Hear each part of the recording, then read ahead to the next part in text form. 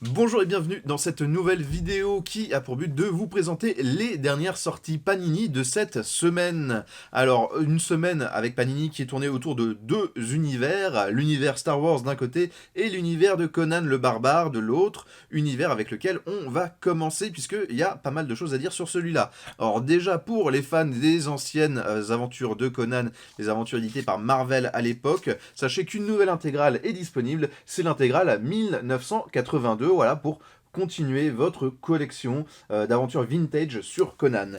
Mais si jamais vous êtes fan du barbare, ou si jamais vous ne le connaissez pas, parce que c'est le moment idéal pour commencer à lire du Conan, une nouvelle série vient d'arriver, Conan le barbare tome 1, de notamment Jim Zub et de Roberto de la Torre.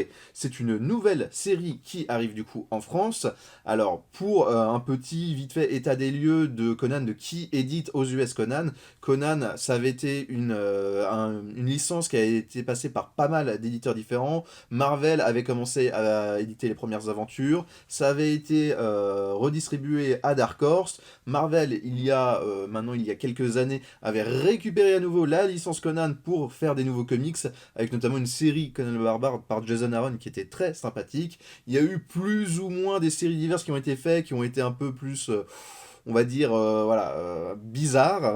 Conan qui joue au poker à Las Vegas, on aura tout vu, et notamment Conan avec un groupe qui s'appelait les Savage Avengers, mais les droits de Conan ont été à nouveau redistribués il y a maintenant un an, et ont été distribués à l'éditeur Titan Books et Heroic Signatures, qui font tous les deux les nouvelles aventures de Conan. Ils ont repris le scénariste qui faisait la série principale Conan chez Marvel, Jim Zub, pour lui redonner du coup une nouvelle série en lui donnant notamment carte blanche, une série avec laquelle il va recommencer, ça va être un nouveau point de départ, en sachant que Conan, comme ça a été créé à l'origine par Robert Howard, du coup cet auteur texan qui était vraiment un génie et qui avait énormément contribué à la popularisation de l'Heroic Fantasy, construisait ces aventures de Conan comme des aventures complètement indépendantes l'une des autres.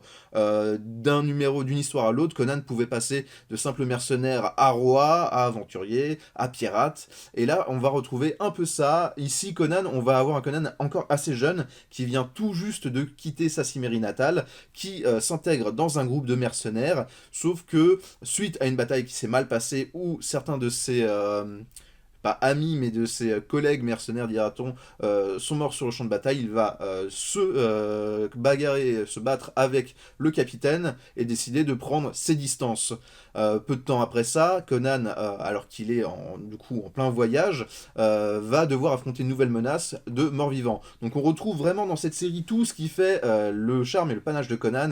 Donc sur son héros, qui est un héros qui n'a pas forcément de grande velléité, il ne veut pas devenir un grand roi, c'est juste quelqu'un qui va, au fur et à mesure de ses pérégrinations, vivre des aventures, essayer de découvrir le monde qui l'entoure, parce que c'est un monde qui lui est pour la plupart inconnu, et on a aussi ces éléments de fantastique qui reviennent très très vite dans le récit. C'est vraiment une série qui est excellemment bien faite. Roberto de la Torre nous propose un super style graphique qui est à la fois un très très vibrant hommage aux traits de John Buscema, donc qui ravira les anciens lecteurs de Conan qui collectionnent les intégrales ou qui lisaient ça à l'époque de Marvel Comics, ou chez nous c'était Artima, je crois, à Reddit, qui éditait ça à l'époque, mais qui est aussi très actuel, parce que même si ça rend hommage au trait de Buscema, on a quand même un style beaucoup plus dynamique, beaucoup plus actuel, qui est aussi fait. Du coup, ça à la fois ça permet aux anciens lecteurs d'appréhender le récit, et aux nouveaux lecteurs de découvrir quelque chose de complètement nouveau, sans que ça soit rebutant totalement. Si jamais vous ne connaissez pas Conan le Barbare, je vous invite vraiment à vous procurer cette nouvelle série. C'est vraiment une série de très très bonne qualité. On en a fini avec le barbare, on va passer vite fait sur Star Wars. Star Wars qui voit pas mal de choses, notamment la suite de la série Dark Vador de Greg Pak, ici, qui arrive avec un tome 7, en sachant qu'il y a aussi la série Star Wars, la série principale Star Wars, dont le tome 6 vient de sortir. On n'en a plus actuellement en boutique, tout est parti en précommande. On en a recommandé, donc qui devra arriver normalement d'ici demain, ou peut-être lundi, donc vous pouvez déjà les réserver sur le site si jamais ça vous intéresse. Il y a aussi la l'arrivée, du coup, on avait eu le mois dernier le prélude du nouvel event crossover de Star Wars qui est dirigé par Charles Soule qui est arrivé. Bah, ici, le tome 1 de Dark Droids vient enfin d'arriver. Donc le nouvel event crossover qui va notamment s'intéresser beaucoup à nos chers droïdes de tout l'univers, avec une menace emblématique. C'est toujours dirigé, donc comme je vous l'ai dit, par Charles Soule, accompagné de plein d'auteurs et de dessinateurs formidables. Donc si jamais vous voulez découvrir ce nouvel crossover, que vous suivez l'actualité Star Wars, n'hésitez pas à vous le procurer, toujours disponible dans 2 éditions, une édition classique en softcover comme vous pouvez le voir, et une édition collector en hardcover. Et c'est pas fini, parce qu'avec Star Wars, on a aussi un récit assez particulier, Star Wars, histoire, alors comment ça s'appelle? Histoire de l'hyperespace. Alors ça, c'est un comics plus grand public, plus orienté, un peu jeunesse de Star Wars. Vous le savez peut-être, Marvel, Disney Marvel, oui, distribue la licence Star Wars, édite eux-mêmes des comics, c'est ce qu'on a vu juste avant, mais aussi donne à des maisons d'édition tierces l'occasion de créer des histoires Star Wars beaucoup plus jeunesse, tout public. Alors c'était le cas avec IDW qui proposait les High Adventure, donc la Haute République Adventure chez nous, voilà.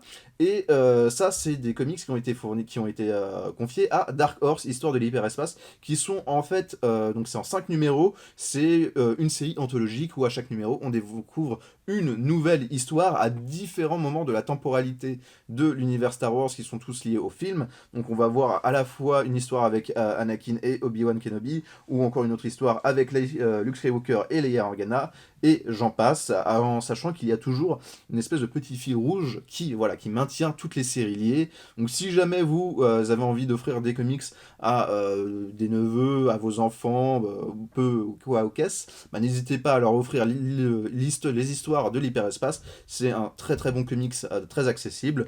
Ou alors si jamais vous êtes vraiment très très fan, c'est aussi disponible. C'est un récit tout public, donc tout le monde peut le lire. Voilà, un grand panorama de ces sorties de cette semaine, avec, comme je vous l'ai dit, vraiment la sortie qu'il ne faut pas louper, c'est le Conan le Barbare de Jim Zub et Roberto de la Torre, vraiment un indispensable, j'ose le dire. Bien sûr, si jamais vous voulez commander n'importe lequel de ces comics, tous ces comics sont commandables sur notre site internet. On vous met les liens en description de la vidéo. Sinon, comme d'habitude, je vous invite à liker la vidéo, à vous abonner, à la partager, tout ça, tout ça. En attendant, je vous souhaite de très bonnes lectures et je vous dis à la prochaine.